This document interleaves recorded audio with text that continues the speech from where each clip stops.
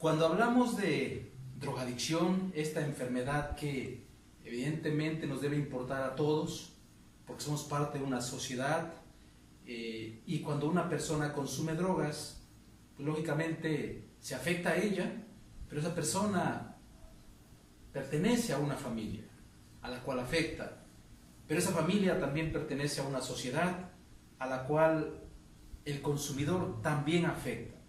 Cuando hablamos de drogadicción, hablamos de que es una enfermedad muy persistente, hablamos de una enfermedad que para poder erradicarla, pues hay que ser, en primer lugar, una persona muy insistente para poder combatirla, una persona muy disciplinada, que realmente se haga conciencia de enfermedad, que realmente se esté sensible ante el problema y que realmente la combatamos de manera firme. Tanto el consumidor como la familia tiene que participar en este combate, y también la sociedad a través de instituciones tanto públicas, así como organizaciones no gubernamentales, y también de la iniciativa privada para poder combatir este problema.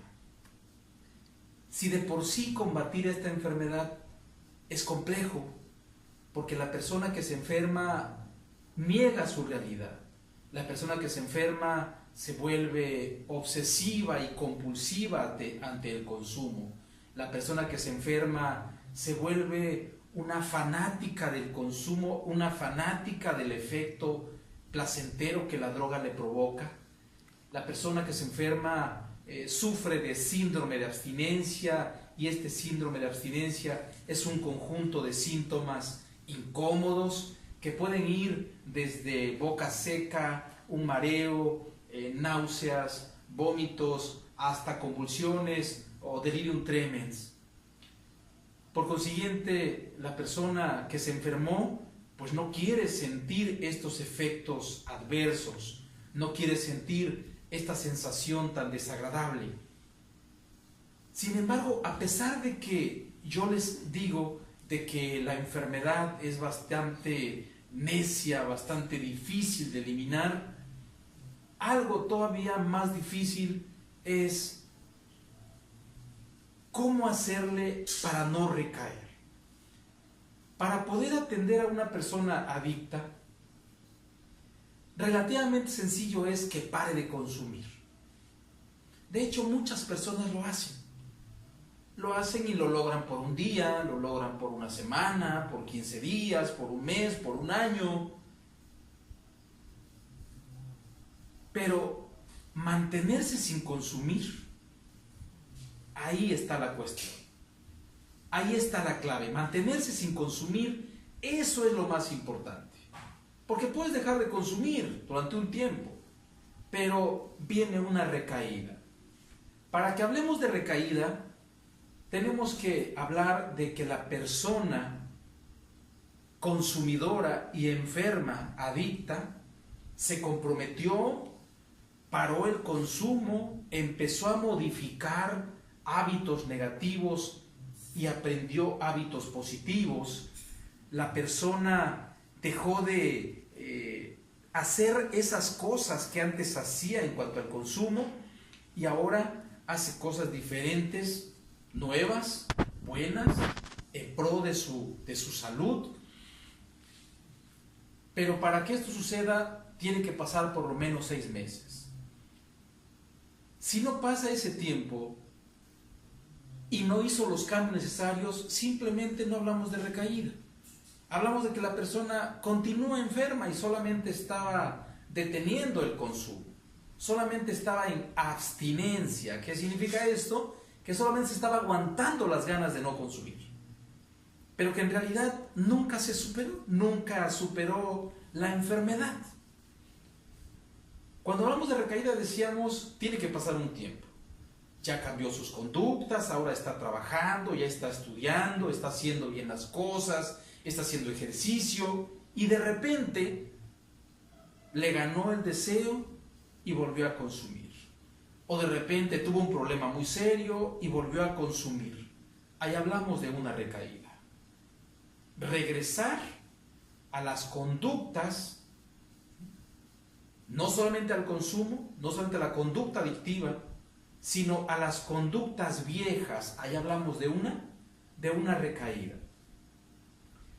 A veces el consumidor que está en recuperación, que está en un proceso de cambio, a veces realiza actividades aparentemente inofensivas,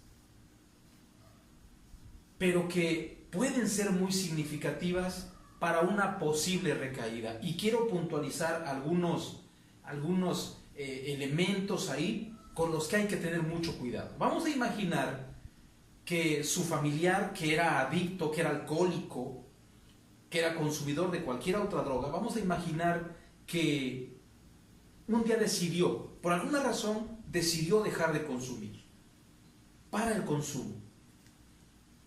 Y resulta que después de un tiempo, después de que dejó de consumir 6, 7, 8 meses, un año, de repente empezó a confiarse una vez más. Y nos damos cuenta que empezó a confiarse una vez más ¿en qué? En que hay señales que indican una posible recaída. Recordemos que una recaída no solamente es volver a consumir la droga. Una recaída empieza antes de que consuma la droga la persona. Una recaída es primordialmente emocional al principio. La persona empieza a alejarse de las actividades que lo mantenían limpio, libre de drogas. Por ejemplo, vamos a imaginar que el paciente estaba yendo a una terapia psicológica, estaba yendo a un grupo de alcohólicos anónimos, de narcóticos anónimos, iba a la iglesia, hacía ejercicio, estaba con su familia, pero después de un tiempo, de pronto deja ir al gimnasio, de pronto ya no va a su terapia, de pronto dejó sus medicamentos, de pronto ya no está tan integrado con su familia, y de poquito en poquito va dejando de hacer cosas que lo mantenían libre de drogas, que lo mantenían limpio. Poquito a poquito deja de hacer cosas que lo mantenían. Y ahí hablamos de que hay algunas señales que pueden decir que está próxima a un posible consumo de drogas, que sería la gota que derrama el vaso. ¿Por qué? Porque ya está dejando de hacer cosas. Ya empezó a ponerse irritable, ya empezó a discutir con la familia, ya empezó a llegar tarde a casa, ya empezó a mentir, ya empezó a tomar dinero que no le corresponde, ya empezó a tener ciertas conductas que indican que la recaída ya está en proceso y que probablemente va a regresar a las condiciones que originalmente ya tenía de malestar. Pero de estos otros puntos, seguiremos hablando en el siguiente video.